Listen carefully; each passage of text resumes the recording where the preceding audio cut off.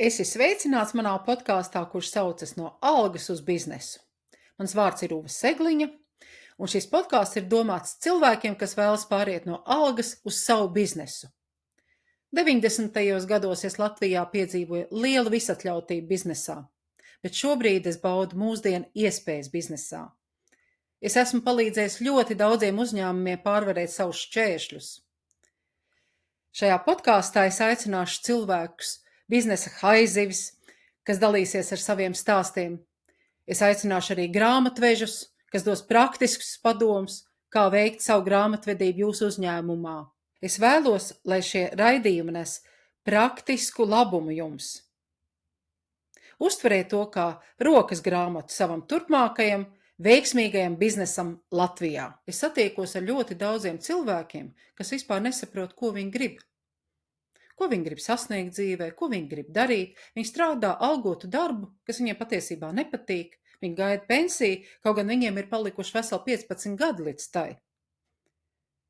Tāpēc es tev palīdzēšu uzreiz šodien saprast, kas tev patiešām patīk.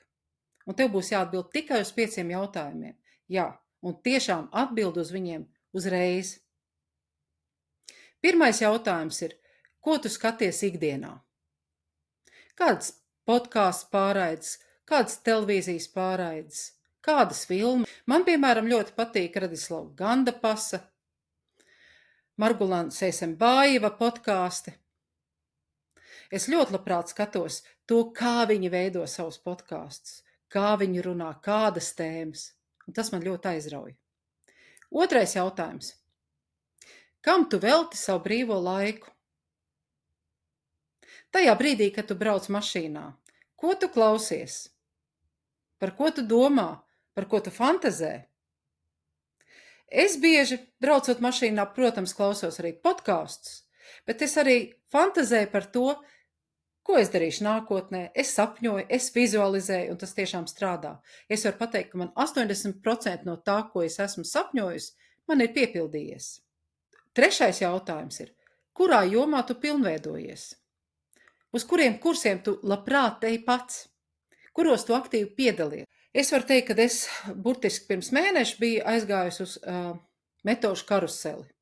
Man ļoti patika tur, kad jaunie uzņēmēji bija sagatavojuši savus spēles, savus kartiņus, es daudz sapirkos, un tas ir tas, kas man palīdz supervīzijās manā darbā.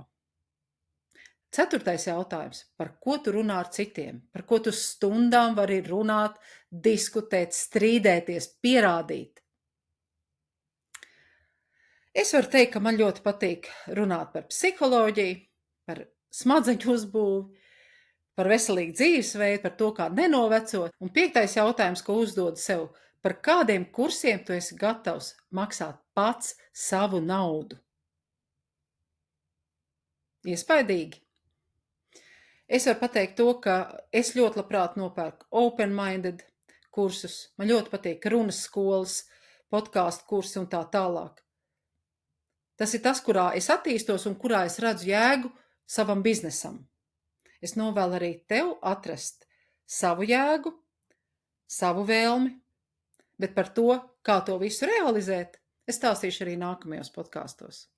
Ja tev patīk, spied laiku, dalies ar šo un raksti komentāros, kādi 5 jautājumi tev bija visgrūtāk atbildēt.